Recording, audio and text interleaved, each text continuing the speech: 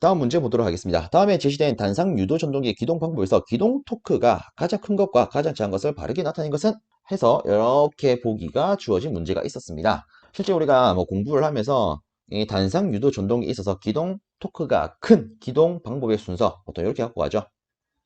반기, 반유, 콘, 분, 시어. 그래서 다시 정확하게 적으면 반발 기동형, 반발 유도형, 그리고 콘덴서 기동형, 분상 기동형, 쉐이딩 코일형, 그리고 실상 아주 옛날 예측에 쓰는 모노사이클릭형 이런 것도 있습니다. 많은 지금 조건 하에서 보면 어쨌든 기동 토크가 가장 큰 것은 반발 기동형이 될 거고요. 얘가 가장 커요. 기동 토크가 가장 작은 것은 쉐이딩 코일형이 될 겁니다. 그래서 우리가 고를 수 있는 답안은 5번 이렇게 되겠죠. 그래서 다시 보면 기동 토크가 가장 큰 것은 반발 기동형이며 기동 토크가 가장 작은 것은 쉐이딩 코일형이다. 그래서 이런 유형의 문제가 출제가 되었습니다. 다음 문제 보도록 하겠습니다. 송전솔로의 조건이 다음과 같을 때 송전단의 전압은 하고 물었습니다. 자, 그럼 여기에 있는 조건 가지고 한번 보도록 하겠습니다. 자, 일단은 우리가 바로 떠올릴 수 있는 것은 송전단의 전압 VS라고 하면 얘는 수전단 전압 더하기 전압 강화예요. 이렇게 볼 수 있겠죠. 그래서 얘를 다 있으면 수전단 전압 더하기 수전단 전압분의 전력 그리고 R 더하기 리액턴스 탄젠트 세타 이렇게 쓸 수가 있습니다.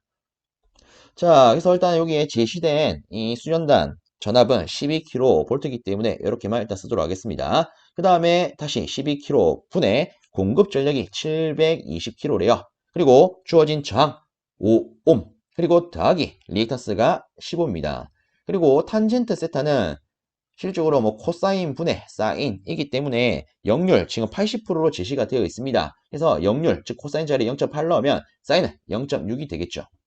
그래서 여기에 있는 이 항을 우리가 계산을 하게 되면 얘가 아마 750 정도가 나올 겁니다. 그래서 우리가 고를 수 있는 답안은 12.75kV.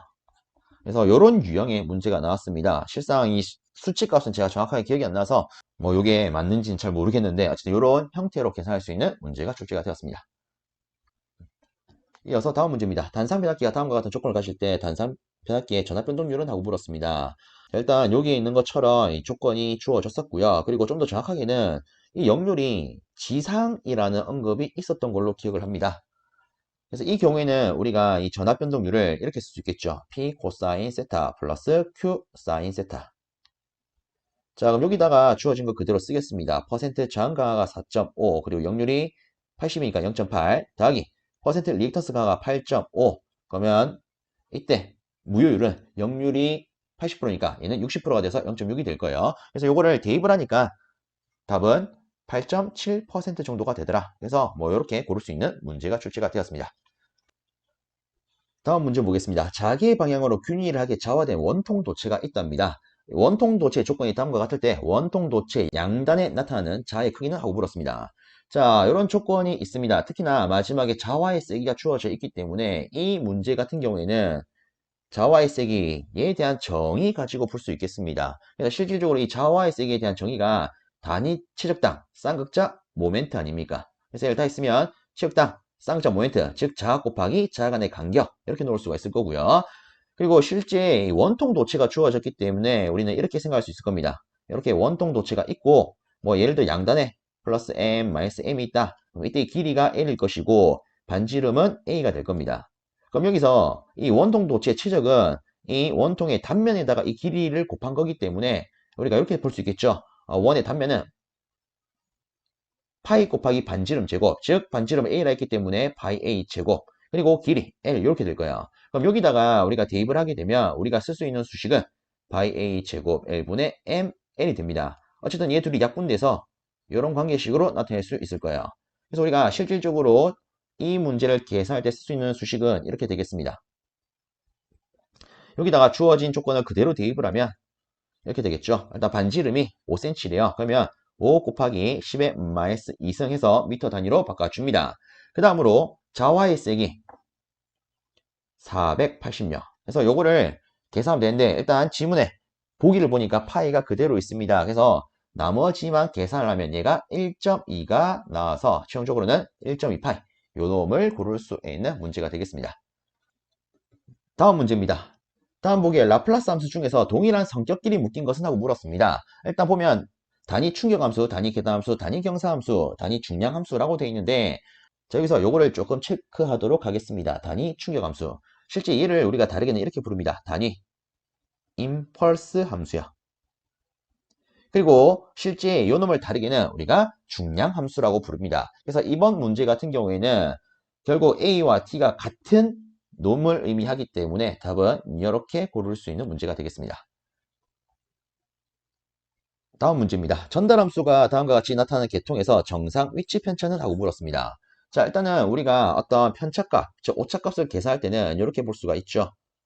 리미트 s를 0으로 보냈을 때 이때 기본적인 수식은 s rs 나누기 1 더하기 gs가 되더라. 자, 근데 여기서 물어본 것은 정상 위치 편차는 하고 물었습니다. 그럼 다르게 말하면 이때 입력이 뭐가 된다? 단위 계단함수가 된다. 그래서 우리가 단위 계단함수의 라플라스 변환을 떠올리면 s분의 1 이렇게 될 겁니다. 자, 그럼 실질적으로 분자 같은 경우에는 약분이 되어서 우리가 나머지만 따지면 될 거예요. 그럼 여기다가 나머지만 다시 쓰겠습니다. 자, gs 자리에다가 여기 제시된 전달함수를 넣으면 이렇게 되겠죠. 자, 그럼 이 관계에서 우리가 s 자리에다가 0을 넣게 되면 얘는 이렇게 될 겁니다.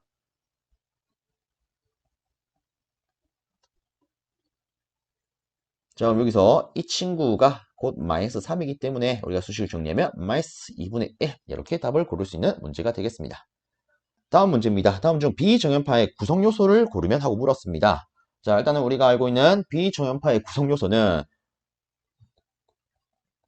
직류분, 그리고 기본파, 그리고 고조파죠. 그래서 이에 대한 항목을 고르면 이렇게 볼 수 있겠죠. 4번요. 그래서 이번에 이 문제가 직류분이라는 말 대신에 뭐 직류성분, 그리고 뭐 교류성분, 그리고 고조파와 혼동을 하기 위해서인지 모르겠는데 이렇게 고주파, 뭐 이런 보기들로 구성이 되어서 나왔습니다. 어쨌든 우리가 고를 수 있는 문제는 확실하게 4번 이렇게 바로 고를 수 있겠죠.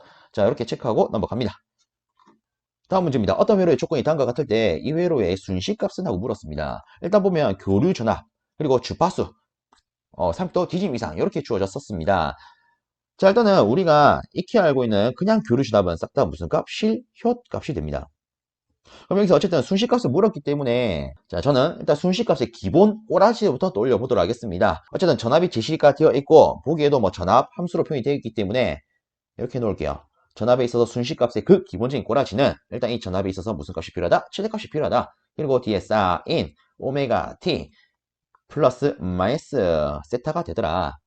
자, 여기서 우리가 뒤진 위상을 나타낼 때는 보통 이 뒤에 이 세타 앞에 있는 이 부호를 마이너스로 표현할 수가 있고요. 그쵸? 앞선 위상은 이렇게 플러스로 표현할 수 있을 겁니다. 어쨌든 지금은 뒤진 거기 때문에 기본 꼴은 다시 쓰니까 이렇게 될 것이다. 그리고 여기 보기를 보면 일단 오메가도 조금 풀어서 표현해놨습니다. 그래서 저는 이렇게 쓰겠습니다. 오메가 대신에 2파이 f요. 그럼 여기다가 요 조건 그대로 적용을 하겠습니다. 일단 최대값은 실호값의 루트 200이기 때문에 24 루트 2가 될 거고요. 그 다음에 뒤에 쌓인 여기다가 60이라고 하는 주파수 값을 넣으면 이놈은 120 파이 t 이렇게 표현할 수 있겠죠. 그리고 30도만큼 뒤진대요. 우리가 고를 수 있는 답안은 이런 꼬라지가 되어서 답은 이렇게 체크할 수 있겠습니다. 다음 문제입니다. 다음은 송전솔로 연가에 대한 설명입니다. 빈칸에 들어갈 내용으로 이런 것은 해서 뭐 이런 비슷한 형태로 출제가 되었었습니다. 우선의 내용을 한번 보면 삼상선로에서 전체 길이를 뭐로 등분한대요. 일단 우리가 알고 있는 연가는요. 기본적으로 3배수 구간으로 등분한다. 이거 아니겠습니까? 그래서 일단 고를 수 있는 부분 동그라미 A에 있어서는 이렇게 체크할 수가 있을 거고요. 그리고 등분된 장소의 개표소 혹은 연가용 철탑을 둬서 송전선의 위치를 바꾸어서 뭐가 되도록 한대요. 그럼 이거 같은 경우는 우리가 이렇게 볼 수 있겠죠. 연가의 실질적인 목적이 될 것이다. 그럼 연가를 시행하는 목적 자체는 뭐가 된다? 선로 정수를 평형시키기 위해서다. 그래서 답은 이런 식으로 고를 수 있는 문제가 되겠습니다. 다음 문제입니다. 송전선의 각상에 대한 도체 상부에 가설한 다중 접지 도체인 가공지선의 역할로 옳은 것을 모두 고르면 하고 물었습니다. 일단 우리가 알고 있는 가공지선의 역할 떠올리면서 바로 답 고르겠습니다. 자, A를 보면 가공지선은 통신선의 유도장애를 종합시킨다. 맞는 말이죠. 그 다음에 두 번째 B를 보면 가공지선은 철탑의 탁각 접지 저항을 감소시킨다. 실질적으로 얘는 매설지선의 역할이겠죠. 그래서 이 놈은 해당되지 않더라. 그 다음에 C, 가공지선은 직경례로부터 인한 피해를 방지한다. 그리고 D, 유도례로 인한 피해를 방지한다. 얘들은 싹 다 가공지선의 역할이 될 겁니다. 그래서 이번 문제 같은 경우에는 답을 A, C, D 해가지고 이렇게 고를 수 있는 문제가 되겠습니다. 다음 문제 보도록 하겠습니다. 가공전선의 조건이 다음과 같을 때 가공전선의 이도는 하고 물었습니다. 자, 실상의 조건이 이런 형태로 주어졌는데 이 문제 같은 경우에는 단순히 이도 관계식에다가 주어진 조건을 대입함으로써 풀 수 있는 문제였습니다. 그래서 여기다가 바로 대입을 하면 8 곱하기 7840분의 자체 하중 4에다가 경간 이렇게 넣어서 계산할 수 있겠죠. 그래서 실제 뭐 저는 이렇게 계산했습니다. 요거 나누면 2가 되고요. 그리고 얘를 뭐 280 곱하기 280 이렇게 표현했을 때 140 되고 실제 얘가 여기 딱 맞게 약분이 됩니다. 그래서 약분하면 56이 될 거예요. 그래서 실상 280에다가 56을 나누니까 5m 되더라. 그래서 이런 식으로 계산을 했던 문제였습니다. 다음 문제 보도록 하겠습니다. 어느 부하에 전력을 공급하는 변압기가 있답니다. 이 계통의 조건이 다음과 같을 때 부하의 총 설비 용량은? 하고 물었습니다. 그래서 조건이 이렇게 제시가 되어 있는데 실상 요거 같은 경우에는 변압기 용량과 수용률, 부등률 관계시, 즉 요거를 이용해서 풀 수 있는 문제가 되겠습니다. 자, 지금 물어본 것은 총 설비 용량이에요. 그래서 바로 이항을 하면서 대입한 형태로 풀도록 하겠습니다. 총 설비 용량은 일단 변압기의 용량 제시된 걸 쓰면 950 그리고 이항을 하게 되면 부등률과 역률이 여기다가 곱해질 겁니다. 그래서 부등률이 1.25 역률이 90%니까 0.95 그리고 수용률 이항하게 되면 이렇게 나누어지겠죠. 얘가 0.45요. 그래서 요 같은 경우에는 요거 딱 약분시켜 가지고 이거 계산하면 끝나는 문제였습니다. 그래서 지금 조건 하에서 계산을 하게 되면 얘가 2280이 나오게 됩니다. 답은 이렇게 고를 수 있겠죠. 다음 문제입니다. 다음 조건에 대한 삼상 동기발전기의 동기 임피던스는 하고 물었습니다. 뭐 조건을 보니까 전격 용량, 전격 전압, 퍼센트 임피던스가 주어졌네요. 그럼 이때는 우리가 이 퍼센트 임피던스 관계시 요거 가지고 풀 수 있겠죠.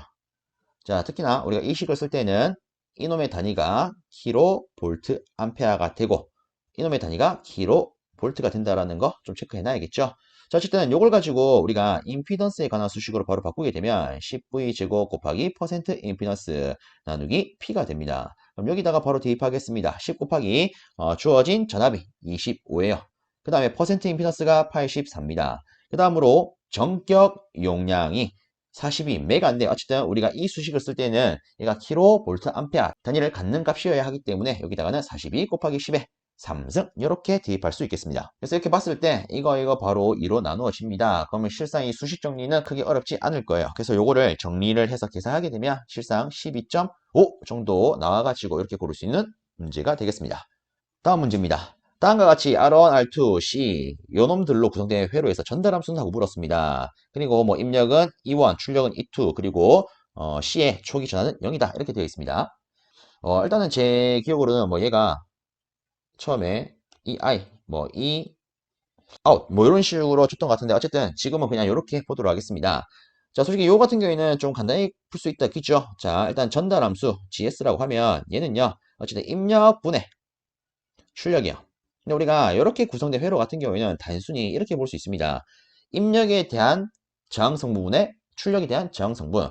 실상 얘를 우리가 저항성분을 따지게 되면 CS분의 1 이렇게 쓸 수가 있겠죠. 근데 입력에 있어서는 이 모든 항목이 다 거치기 때문에 얘는 R1 더하기 R2 더하기 CS분의 1로 표현할 수가 있을 거고요. 그 다음에 출력에 관해서는 딱 얘들만 걸치기 때문에 이놈들만 걸치기 때문에 R2 더하기 CS분의 1 이렇게 표현할 수가 있을 겁니다. 그래서 요거를 우리가 위아래 CS로 수식을 정리를 하게 되면 분자부터 쓰면 R2CS 더하기 1로써 분모 같은 경우에는 R1CS 더하기 R2CS 더하기 1로써 이런 식으로 표현되는 보기를 고르는 문제가 출제가 되었습니다. 그래서 지금 여기에 만들어진 조건 하에서 우리가 답을 고르자면 답은 여기 있는 5번 이렇게 고를 수 있겠죠. 자, 이렇게 해서 이번에 한국철도공사 차량 전기 부분에 있어서 출제가 되었던 25문항의 유형을 살펴보았습니다. 일단은 뭐 앞서 언급을 했던 것처럼 실제 출제된 문제와 보기가 다르게 구성이 된 것도 있고요. 그리고 수치값도 다르게 구성된 게 있습니다. 그래서 물론 저는 이렇게 생각을 합니다. 실제 우리가 시험을 치른 사람 입장에서는 이제 더 이상 무엇이 맞니? 무엇이 틀렸니? 요거를 판별하는 거에는 큰 의미가 없다라고 봐요. 물론 이제 내가 무엇을 정확하게 맞췄고 틀렸고 이게 궁금할 수 있습니다. 그래서 이런 목적으로 좀 영상 꾸려봤고요. 그리고 특히나 뭐 이 이후에 또 한국철도공사 시험을 준비하시는 후배님들도 계시겠죠. 그래서 그분들을 위한 참고적인 목적의 영상으로 한번 만들어 봤습니다. 그래서 이 영상이 앞으로 뭐 준비하시는 많은 분들께 도움이 되었으면 좋겠습니다. 자, 영상 여기서 마무리하겠습니다. 여러분들 수고 많으셨습니다.